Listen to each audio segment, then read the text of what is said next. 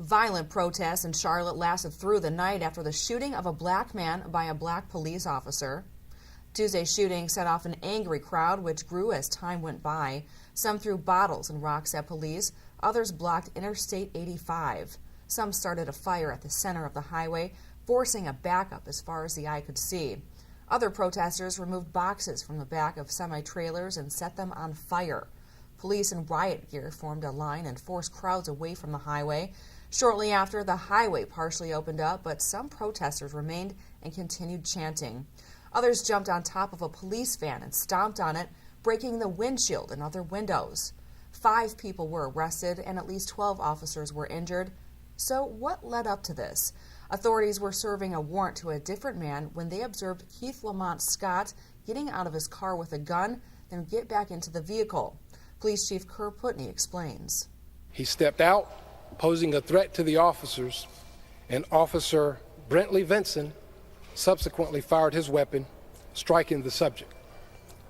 The officers immediately requested medic and began performing CPR.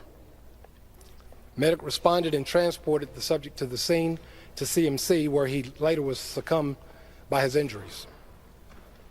Our detectives, through their investigation, recovered the firearm that the subject was holding in his hand when he got out of the vehicle.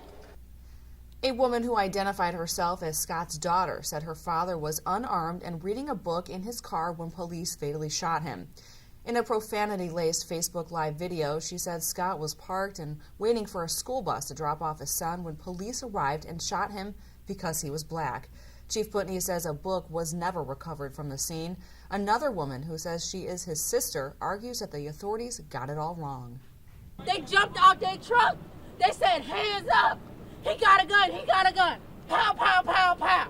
That's it. He had no gun. People are calling my phone saying that your brother had a gun. He had no gun. He didn't have no gun.